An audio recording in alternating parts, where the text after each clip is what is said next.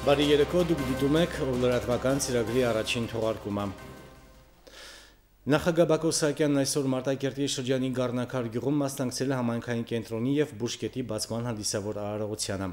Նախագահը նշել է, որ գյուղական բնակավայրերում ենթակառուցվածքների ցանցի ընդլայնումն ու արդիականացումը եղել է եւ կմնա իշխանությունների ուշադրության կենտրոնում։ Երկրի ղեկավարն այս նախաձեռնությունների իրականացման եւ Արցախին աջակցություն ցուցաբերելու համար ամերիկահայ բարերար Հայրենիք միության անդամ Բարունակ Չելիքյանին պարգևատրել է երախտագիտություն մեդալով, բարձր գնահատելով նրա եւ միության հայրենանվեր գործունեությունը։ Ամերիկայի Միացյալ Նահանգներում գործող Հայրենիք բարեգործական միությունը շարունակում է իր առաքելությունը։ Գործունեության 25 տարիների ընթացքում բազում ծրագրեր է իրականացրել ինչպես Հայաստանում, այնպես էլ Արցախում։ Միության հերթական նվերը Մարտակերտի շրջանի Շահմասուր եւ Ծմակահող գյուղերում հանդիսությունների տան վերանորոգումն էր։ Հայրենիք բարեգործական կազմակերպության ներկայացուցիչների եւ Մարտակերտի շրջվարչակազմի ղեկավարի մասնակցությամբ 3 կայացավ վերանորոգված շինությունների բացման հանդիսավոր արարողությունը։ Ծմակահողում այս շենքն ի սկզբանե ծառայում էր որպես հանդեսությունների տուն, հետո վերածվեց պահեստի եւ տարիների ընթացքում հայտնվեց խարխուլ վիճակում։ Այսօր արդեն կառույցն անճանաչելիորեն վերափոխված կրկին պատրաստ է ծառայել գյուղին որպես հանդեսությունների տուն։ Շենքի վերանորոգման աշխատանքները 10 ամիս առաջ են սկսել Հայրենիք բարեգործական միության նվիրատվությամբ։ Ծմակահողը կազմակերպության Արցախի լիազոր ներկայացուցիչ Վահրամ Գևորգյանի պապենական գյուղն է, ասում է փաստը սակայն չի նշանակում, թե նախաձեռնության հեղինակն է։ Անցյալ աշնան իրանք որ եկան հանդիպեցինք, ակնարկը իրանց կողմից էր։ Ասացին, որ Վահրամ, մենք գիտենք, որ դու ունես հայրական գյուղ, արդյոք ձեր գյուղում անելու բան չկա։ Ես ասացի, իհարկե կա։ Եվ ծրագիրը արդեն իսկ իմ գիտակցության մեջ կար, մտապատկերում կար ունենալ նման հանդիսությունների շենք։ Այցելեցինք Արցախ, տեսանք տեղում ամեն ինչ, ծրագիրը ընդունվեց ու իրականացավ։ 250 տեղանոց այս հանդիսությունների տունը սպասված նվեր էր գյուղացիների համար։ Այստեղ առկա են բոլոր հարմարությունները։ Շենքը վերանորոգեց Հայրենիք կազմակերպությունը, իսկ համապատասխան գույքը տրամադրեց վարչապետ Արայիկ Հարությունյանը։ Արդեն 25 տարի է ինչ գործում է Հայրենիք բարեգործական միությունը, եւ այդ տարիների ընթացքում անգնահատելի ներդրում է ունեցել Հայաստանի եւ Արցախի համայնքների շենացման գործում։ Կազմակերպության հիմնադիրներից է Սարգիս Հասպանյանը, ասում է շատ հաճախ նույնիսկ չեն էլ բարձրաձայնել կատարած աշխատանքների մասին, բայց միշտ էլ գործել են մեծ նվիրումով։ 16000 կիլոմետր հեռու լինել Հայրենի եզերքից, բայց 24 ժամ ապրիլ ես Հայրենիքով, շատ քիչ հային է վիճակվել։ Հիմնադիրը Վարուժան Քարյանը, ով ստեղծել է, բարեբախտաբար իր անունով վարժարան ունի, Գուսաբադ գյուղի, մեր Մարտակերտի շրջանի ամենահին դպրոցը։ Վերանորոգվեց, ուրեմն Լուսահոգի Վարուժանը, որ մեզ համար ապրում է, նա ֆիզիկապես հեռացել է աշխարհից, նրա ամագի շարունակողներն են այս մարդիկ։ 500-ից ավելի մարդ երեխաներից մինչև բարավ, Արցախ, Հայաստան, սրանով են աշխատում։ Հայրենիք բարեգործական կազմակերպության ներդրումն Արցախում տարբեր ոլորտներում է, սկսած Արցախյան ազատամարտի տարիներից մինչ այսօր։ Հայրենիքին օգնության ձեռք է մեկնել ինչով եւ ինչպես կարողացել են, եւ հավատարիմ իրենց կազմակերպության հիմքում ամրագրված գաղափարին շարունակելու են աշխատանքները Հայաստանում եւ Արցախում։ Մեր ամենամեծ առաջին գործերը մեկը եղավ, որ Ղարաբաղի մեջ այնադեմ բادرազմի մեջ էր սնունդի գարիք կար, կոնտեյներներով սնունդ ուղարկեցինք։ Հետո նորեն Մարտակերտի մեջ դպրոց սարքեցինք,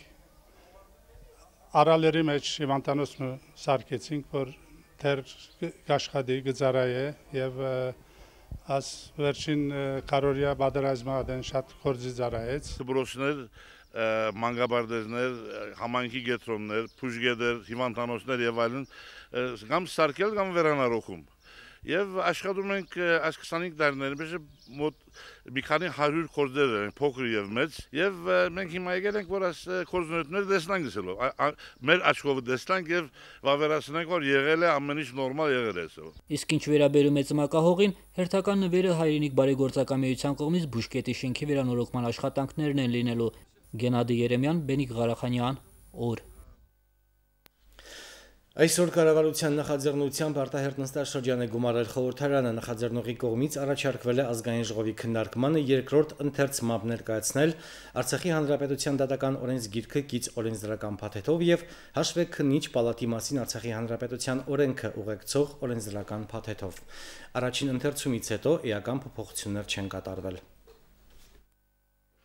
Կառավարության նախաձեռնությամբ գումարված արտահերտ նստաշրջանը շնորհավորանքներով է մեկնարկել Հանրապետության նախագահի ընտրության առթիվ Աշոտ Ղուլյանի շնորհավորանքները բոլոր падգամավորներին էին ուղղված, իսկ падգամավոր Լյուդմիլա Բարսեղյանը շնորհավորանքների լրացուցիչ բաժին ստացավ, Ծաղկե Փունջն էլ հետը ծննդյան օրվա առթիվ։ Խորհրդարանի սահմանադրությամբ ընդլայնված լիազորությունների մի մասը այսօր բացվեց օրենքների տեսքով։ Օրակարգի առաջին հարցով ամբիոնում արդարադատության նախարարն է։ Դատական օրենսգիրքը երկրորդ ընթերցմամբ է ներկայացնում։ Առաջին ընթերցումից հետո հեղինակն է 4 առաջարկ ավելացրել, հիմնականում խմբագրական, դրական է գլխադասային պետական իրավական հարցերի մշտական հանձնաժողովի եզրակացությունը։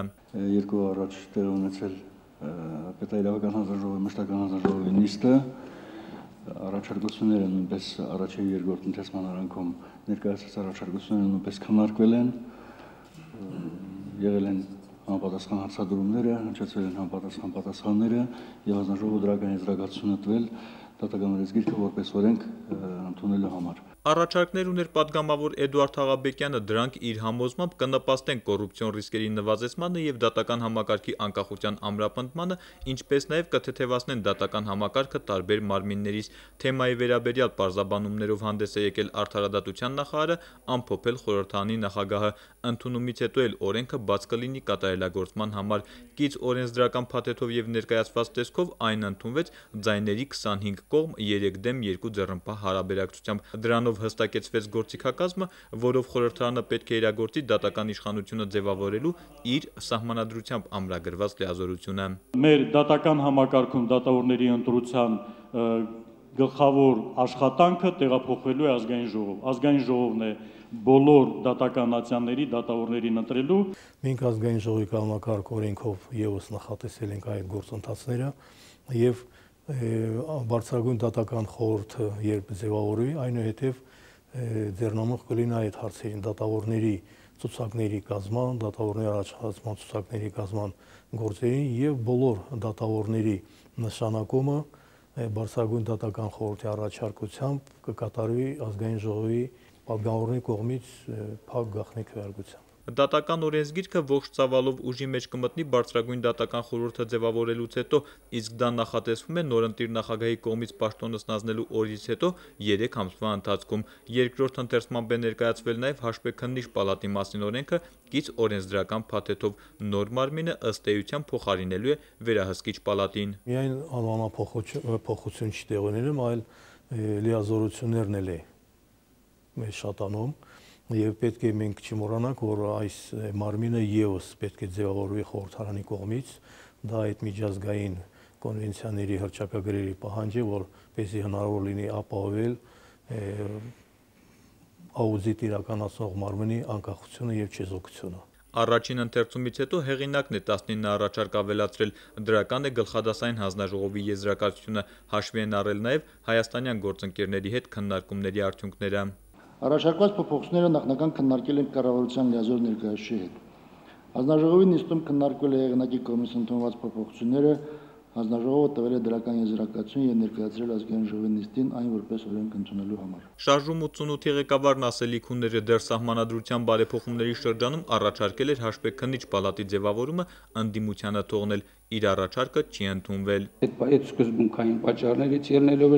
առաջարկություններ չենք արել, բայց դեմ ենք քվեարկելու շնորհակալություն։ Ձայների 25 կողմ 3 դեմ հարաբերակցությամբ այս օրենքը կից օրենսդրական փաթեթի հետ ընդունվեց։ Վերահսկիչ պալատի անդամները օրենքի ընդունումից հետո եւս կշարունակեն պաշտոնավարել մինչեւ իրենց լիազորությունների ժամկետի լրանալը։ Հաշվեկնիչ պալատի մասին օրենքի հիմնական մասը ուժի մեջ կմտնի 2018-ին, օրենքն ամբողջությամբ կգործի 2020 թվականից։ Նորայր Հովսեփյան, Արտավազդ Գրիգորյան, օր։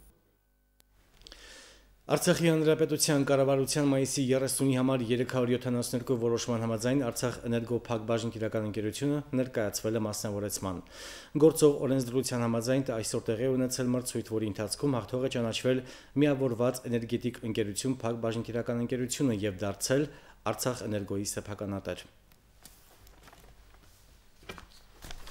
Կառավարության աշխատակազմի կողմից հայտարարված Արցախ էներգո փակ բաժնետիրական ընկերության մասնավորեցման մրցույթը վարում էր կառավարության աշխատակազմի պետական գույքի կառավարման վարչության պետի տեղակալ հանձնաժողովի նախագահ Գագիկ Իսրայելյանը։